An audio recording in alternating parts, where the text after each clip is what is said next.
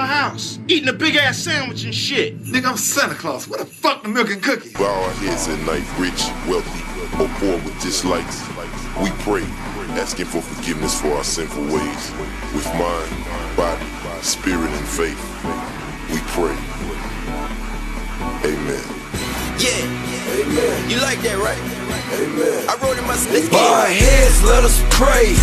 Thanks to the day, bills paid, crib laid. Thanks to the yay. In that I gotta make a big move for my cousin, then I gotta leave town. Go, go, go, go. Try. Listen, Davis. What's going on, YouTube? We back in the Low Key Cave, Keyshawn Knobs YouTube page, aka Mr. Low Key, and we back with another TV show review. And we got POWERBOOKTWO Ghost Season 2, Episode 4, Get Into These Ends review. And that's what the name of the episode is, Get Into These Ends.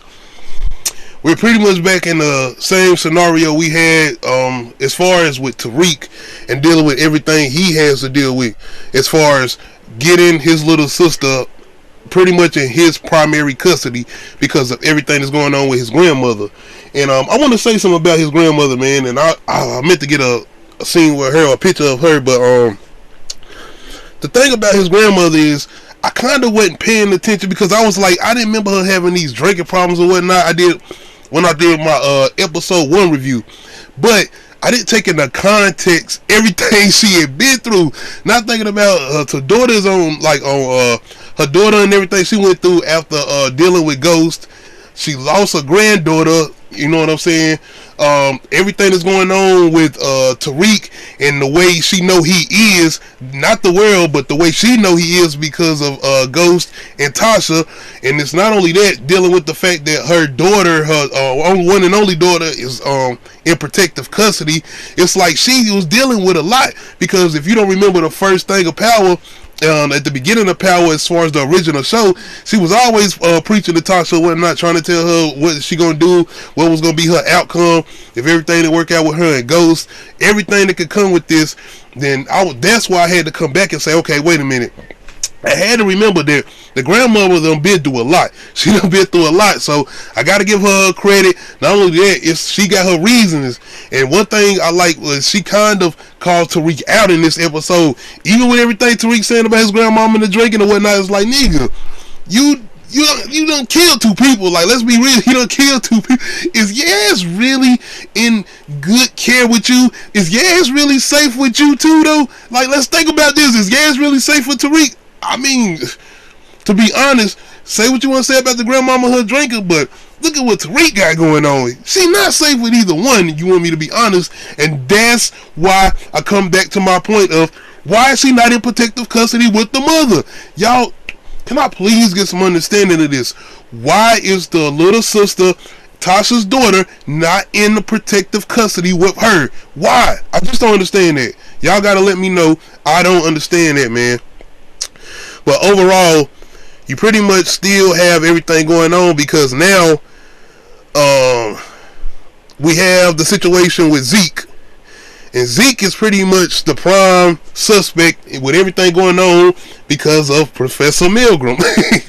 And I want to say Professor Milgram, I don't think it's so much as people being obsessed with her. It's just that cop, Kevin. And I ain't get a picture of him this time, but yeah, I think it's mainly him just being kind of excessive. He got a thing for her, because even with Professor, the professor that died or whatnot, he wasn't really going crazy over her. He had his ways with her, but he kind of let her go, and he was kind of focusing on his story. He kind of wasn't even worried about her no more. And even with Zeke, he got his thing with her, but when the auntie was basically telling him to leave her alone, he was kind of backing off.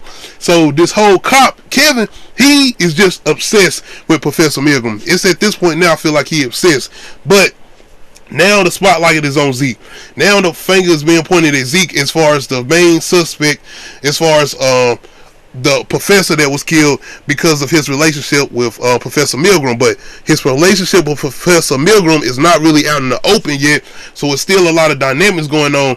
And of course you got Tate coming into the picture, because now you have his brother coming in, which is brilliantly played by Jamar Tate. I think that's his name. But shout out to Jamar Tate and the Tate brothers. For the longest, I kept saying I did not know these two guys were brothers. The same way with Steve Harris and Wood Harris. But anyway, you got Kamal Tate coming back into the picture, pretty much coming in to be a lead investigator, joining the other detective Kevin, pretty much going into the investigation of the professor who was killed. And now you have this whole thing coming up with a cop's gun being found, which is of course Ramirez's gun. So now you got the whole thing coming back around to Kane. Him being the person that did the whole deed. This is what I don't understand about Kane. It's like, nigga, you killed him. But it seems like he's trying to make the blame seem like Tariq is at fault. Like Tariq did something. No, you made some stupid moves and you killed the cop or whatnot.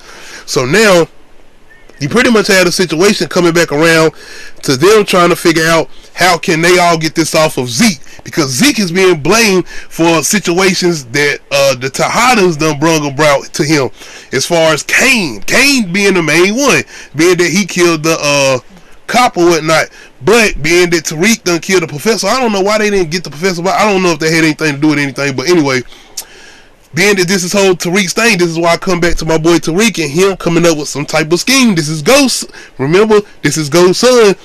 But not only that, it's a big investigation going down now. And now you have Lauren being involved, because now a situation happened, and I'm not going to give any spoilers away, but a situation happens where they doing this investigation on the campus with the professor being dead. So now they do this type of investigation involving drugs or whatnot, because of certain things being brought up in between a meeting between the I guess the head of the school and the cops or whatnot and the professors or whatnot. So now Laura's being brought in, and I'm not gonna say what happens in this episode, but she has decisions to make, and she does make certain choices, and it's going to be a lot going on between her and Tariq, because they pretty much exclusive now, holding hands in class and everything. So they pretty much exclusive now, but it's going to be a lot for her and her decisions going along, especially when everything comes about with her not fully knowing what's going on with Tariq, because she don't really know shit at this point, for real, man. And Davis, he pretty much, Method Man playing this role this season, man. He pretty much is all out about the money this season. And I'm still not, I don't know, man. Maybe he still got something going on, because you got to remember, he still got the whole situation going on with Redman, who playing his brother in jail or whatnot. And when he went to visit him, like, his whole dynamic changed as far as Davis, as far as the character that the man is playing. Davis' whole dynamic changed, and he didn't seem like the same sleazy type of individual the way he does with Sax and the way he does with Tariq and everybody else around him when it's about the money or whatnot. Because pretty much he's going to have to get involved now, not only with Tariq, but in some way or form. I'm not going to say what happens, but coming off last episode, you see how the situation was with them trying to bring him in to defend Zeke, as far as Davis being Zeke's lawyer or whatnot. So it is a lot going on with him. I haven't really been mentioning Drew a lot last couple episodes, but Drew does play a pivotal role in this episode, being that his partner, the person he's dealing with as far as Zeke's teammate, he's brought back into the picture. So it's not brought in like it's thrown in your face. This scene where man, look, man, y'all don't know what I'm talking about. There's some scenes in here, man. Look, I feel like they never mind. Anyway, as far as Drew, he does play a pivotal role, and not only him, the person that he's dealing with as far as Drew's teammate, because he's dealing with Drew's teammate. He's kind of trying to get this whole situation to take this attention that Zeke got going on as far as this murder with the professor. So he's got kind of a major pivotal role he's playing in this episode. But not only that, Drew has this type of like temperamental, like it's certain buttons you could push with him where he'll just go all out. Like you could tell that this is he's Lorenzo Tejada's son. Like he has these moments where he'll just go off, and in this episode he has like one of those moments, and it's like, whoa. You seen it last season where it was like old buddy was about to shoot Zeke in the leg or whatnot, and he kind of has a moment in this episode where he gets to that point.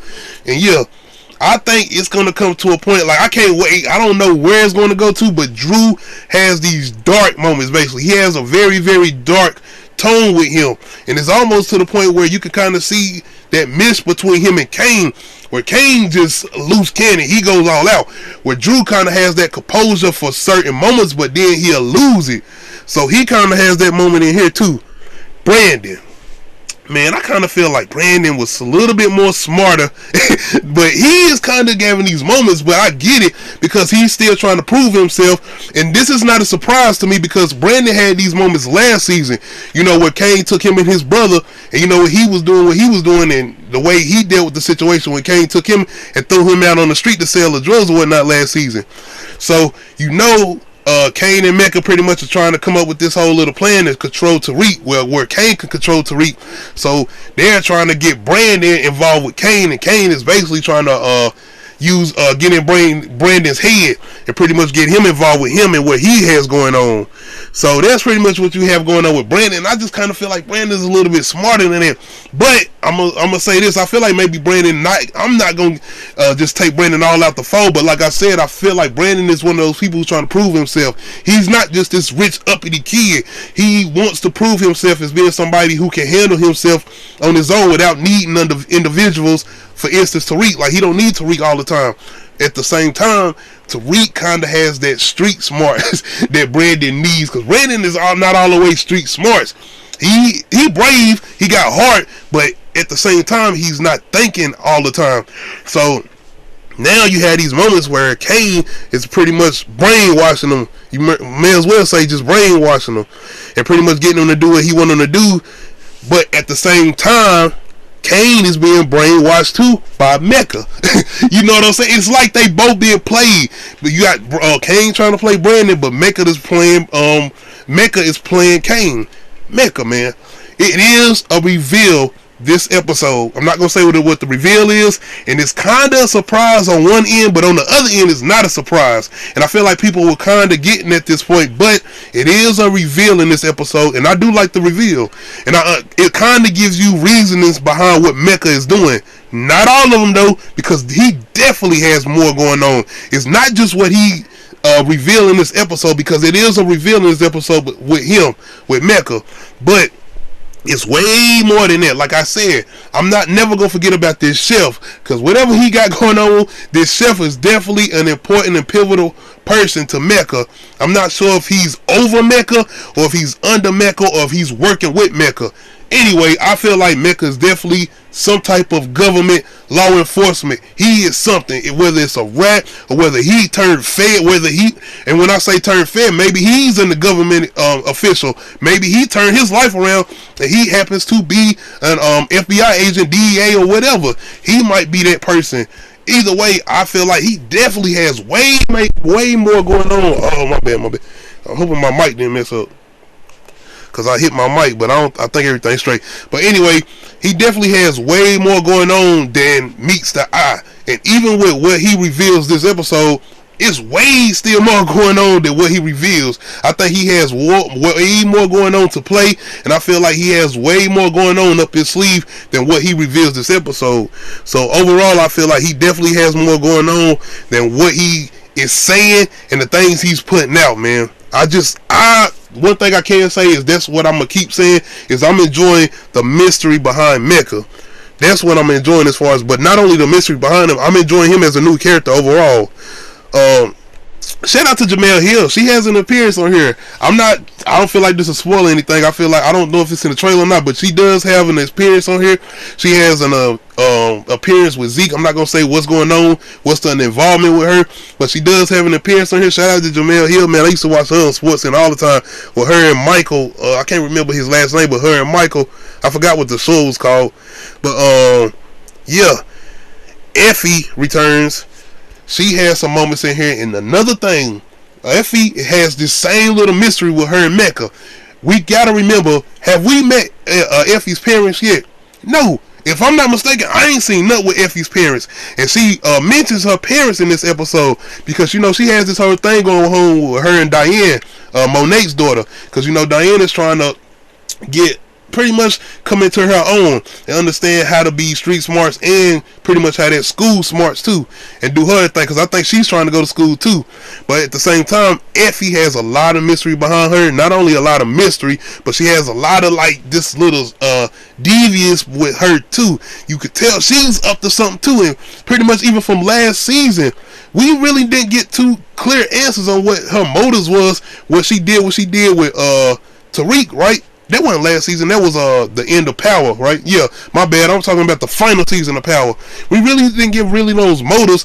Well, she's explained why she did what she did, but her parents, it's something with her parents that we still really don't got. Really don't know what's up with her parents. Cause y'all let me know if I'm wrong.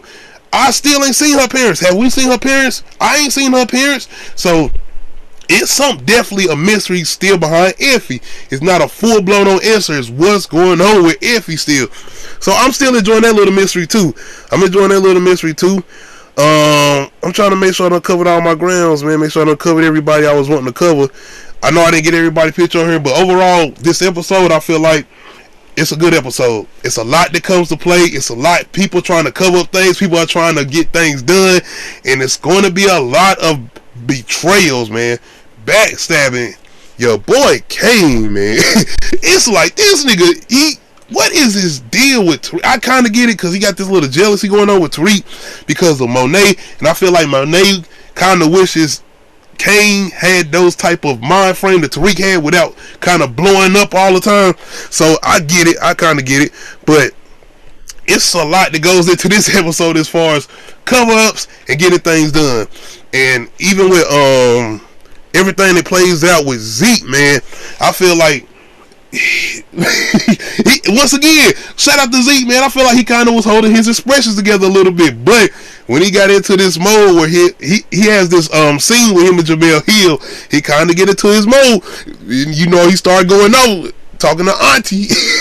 Shout out to the kid. Shout out to the actor who plays Zeke, man. I don't care what you say. Power Book 2 with Ghost would not be the same without Zeke, man. Overall, though, man, I enjoyed this episode. I'm really loving the mystery behind it. I feel like this season has a little bit more mystery behind it than the first season, and I'm enjoying it overall. I can't wait. I don't care if nobody say. I know people probably been like, where 2-Bit? Where 2-Bit? 2-Bit gonna pop up. Best believe 2-Bit is gonna pop up. But I wonder if maybe they saving him to go into move him over to Tommy's series. I would love it. I would love to see 2-Bit and Tommy get back up. I love their chemistry when they was on screen together. But I'm waiting on it. I'm telling you, ain't no way they just gonna leave 2-Bit at the picture, because him and Tariq still got shit going on, and I don't even think has Tariq fully paid him back or whatnot. But yeah, I'm waiting on 2-Bit because I feel like people have been waiting on that, and I have been waiting on where is 2-Bit. Overall, though, this was another good episode. I can't wait for the next episode. Y'all let me know in the comment section. Did y'all enjoy this episode? Do y'all enjoy all the mystery behind everything that's going on? Do y'all feel like it's kind of some flaws with certain answers not being... I'm going to have to go back and watch the episode again, because I guess it's everything that's going on with what they trying to do with Zeke. It's like, come on, man. Y'all... I get it. I get it, though, the narrative. Because we got to have the story in the right... I get the narrative. But anyway...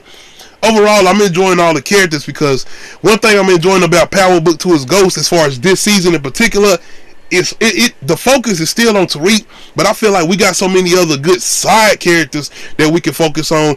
That's what I'm enjoying. Like I said, I'm enjoying Monet and her family, the Tejadas or whatnot. I enjoy those dynamics. I want to know what's going on more with them. Even with Method Man's Davis McClain, even though he seems extra sleazy this season, he seems extra sleazy, like it's super about the money. Even Sack sometimes this thing seems like he's like, come on, man, you don't want to ask this in the third, but at the same time, he's playing his role. Shout out to Method Man, he playing his role as this real sleazy lawyer. Overall, though, I'm enjoying this season. I feel like it is differentiation from the first season, but I think they got new writers behind this. Either way, I'm enjoying this season overall. I can't wait till a lot of reveals come to light, man. I'm waiting on those points. But one thing I will say, I feel like Tariq is going to face some type of consequences this season. I do. I kind of feel like we lean into him facing some type of consequences, because I always go back to when Ghost be like, I hope you ready for this shit. You can't come back from this, you know, when Tariq make that shot or whatnot. So Tariq ain't been to jail, you know what I'm saying? Tariq ain't really dealt with consequences yet. Heavy. You know what I'm saying? I know he lost his sister or whatnot, and I know he done lost his parents or whatnot, but that's still on the back burner of that he's a spoiled brat. Let's be real.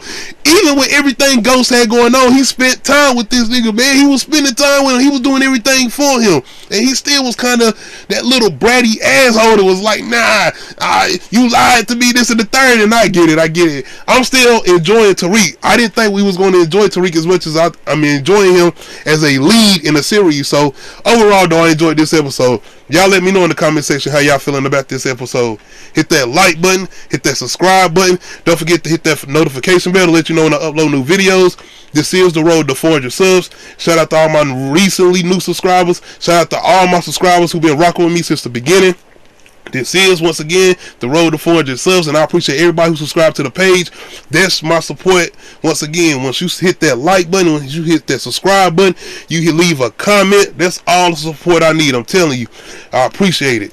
We out. They're trying to arrest Zeke for murder. Sounds like you're alleging a cover-up. I'll need you to go away. I don't take orders from you. Everyone takes orders from me. And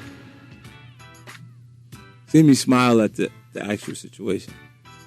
And because they can sense that I'm not afraid of it, yeah, it's only because of my experience prior to.